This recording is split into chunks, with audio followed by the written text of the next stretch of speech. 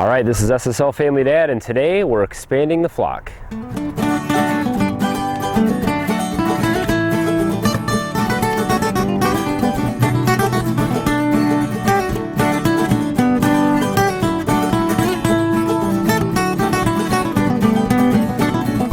So one of the things that we have been wanting to do since we got addicted to chickens and having chickens at the old suburban house was to have a flock of chickens that was sustainable. So a process where we could breed and replenish and grow the flock organically from our property here in our farm. And that's what we're started here.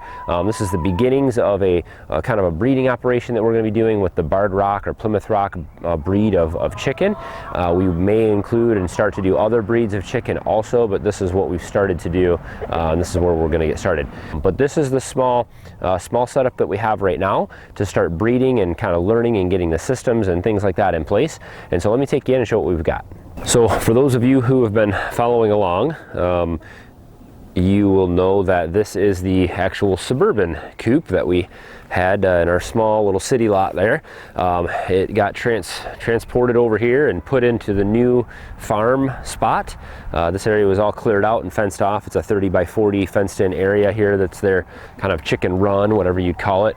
This will grow up all nice and green, and they'll have lots of fresh food to pick and scratch through all summer long. There are 7 Barred Rock hens in here, 1 Barred Rock rooster, and the infamous Bloody Mary, who is over there.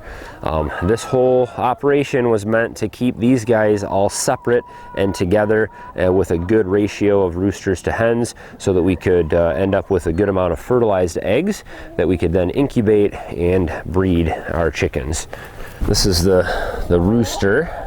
He's a new addition for us this year, and he's been great and doing good things out here. It's always good to have a rooster with the flock if you can. I've done a video on that recently here. I'll link to in the video. But the Barred Rock, or Plymouth Rock sometimes called, they are a great kind of all-around breed, and that's why we've chosen them to be what we start with here.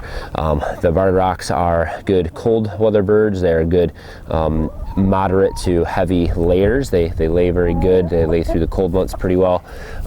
They also are a very good size bird. So you can see the rooster here. I don't know how much he weighs, but he's a good size bird, which makes him good for meat, as well as these guys, the hens here, for laying eggs. So they're a good dual purpose bird, which is nice. They're also very good at free ranging, which is something that we want to have our birds do. They scratch and search and look for food very well, and they survive very well off of free range conditions. So they're kind of a medium, all around good bird, and that's what we're hoping for here, to expand and grow into more of a commercial flock. So the approach that we're taking here is a little different than what I have seen many others do, and my plan is to raise these chickens continually. So every month I'll be hatching more and more chickens, and then they'll be growing at different rates and different ages. And so every couple months we can harvest a bunch of the roosters, the heavier birds, and use those for meat. And the hens, of course, will continue to lay, and then we can also harvest those off before they get too old and they're not good meat, and before they stop laying. And so we kind of have this continual process where we get eggs for a few months out of the hens. We're able to harvest the roosters and some of the hens for meat, and so we always have a continual source of good food for our family that way, and we're able to completely raise them and continue that process on our own here. We also would like to sell eggs, and so I'd like to really expand the flock here, and get a lot of these things. I mean, I'd love to have 200, 300, 400 chickens out here at some point where we can really sell eggs and get regular orders going and deliveries and stuff like that to local businesses and restaurants, and I'd really like to get into that. So that's the long-term plan. But let's dig in here and see if these guys have left us any eggs, and see if we can get some baby chicks going.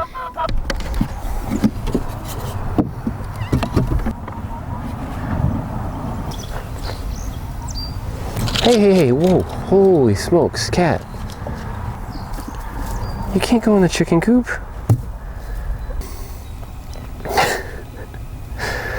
It looks like we have a visitor who is forcefully going to make me pet him until then he'll leave me alone. But it looks like we have 4 eggs in here. So it's just after noon. I think it's like 1 o'clock or so. And there are 7 barred rocks in here. This time of year they're not laying 100%, so sometimes we get 4 or 5 eggs. I've seen maybe 6 at the most and 3 at the least. So in the summertime they'll be laying more. They are fairly young birds. They're just about a year old, I think, so they should pick up this year and lay quite a bit actually. But this is what we'll be taking in for the incubator. So once we collect the eggs from the coop out there, we'll store them here inside the house in a kind of a cool location. This is down in the lower level of the house, out of the sun, and I'm just collecting these up till I have about 40, and then we'll be ready to incubate. Now what I did last time was every day I'd get 5, 6, 7 eggs. I would just bring them in here, and I was just using a pencil to write the date on them. I don't know if you can see in there, we've got some labeled the 5th there. But the problem I'm having with that is that I've got a bunch of different, chicks hatching every day, and the brooder, they can't all be in the brooder together. They're all at different stages, and instead of having them all hatch on 1 or 2 days, I've got this staggered thing out for like 7 days of hatching, which has been nice. It's been exciting and fun and everything, but not exactly the best thing. So what I'll do next time is I'm just gonna save up about 40 eggs and fill the whole incubator with the eggs at once. The only disadvantage to that is I think as these sit here for a few days that the hatchability rates are going to be lower. So we'll see what happens when for the next time around and how well that works. So this is the incubator that we're using. We actually picked this up at one of the local farm stores. I can't remember if it was Family Farm and Home or TSC, but they sell these on Amazon. They're the same price. We just happened to be there and kind of on the spur picked one up. This thing is a still air incubator. It's not super fancy. It was a cheaper one. It doesn't have the automatic egg turner in here and all that good stuff. This one you actually have to come in, and 3 or 4 times a day I turn the eggs. So basically breakfast, lunch, and dinner I'll come through and just give all these eggs a little bit of a rotation, kind of a random rotation, and that seems to be working pretty good. None of the eggs were washed. They're pulled right out of the nesting boxes and brought in here, and so some of them are a little bit messy and a little bit dirty, but that's okay. They've got that protective coating on them. I also brought a couple duck eggs in just for fun to see what would happen with them. But you can see these ones labeled the 28th. That was February 28th, and they're actually about a day behind, 2 days behind on those now, so they're probably ready to take out. We've already had a bunch of the other ones hatched that were labeled 28, so I know that those ones probably were not fertilized, or just something happened. They stopped developing, or they're not going to hatch at this point. This is all basic, real crude stuff. This thing is not accurate at all. It's about 5 degrees off from what the actual temperature is inside there. The humidity gauge seems to be working. I mean, it's a good reference anyway. It tells me when the humidity is higher or lower, and there's little tracks in the bottom there where you can see that discolored water. You add water to it, and it creates a little humidity in there for them. So once the chicks hatch, and I'll show you a video clip of one hatching here in just a moment, they'll hatch right in here, and then you want to pull these plugs out, and this the humidity kind of vents out of the top of this thing, and you'll see that humidity drop way down. It allows the chick to dry off in there a little bit, and we'll leave them in here for a couple hours usually, kind of flopping around in here, knocking all the eggs around and jumping around in here. And once they're dry off enough, we'll take them out and put them in the brooder. Let me show you a little video clip here of the first egg hatching a couple days ago.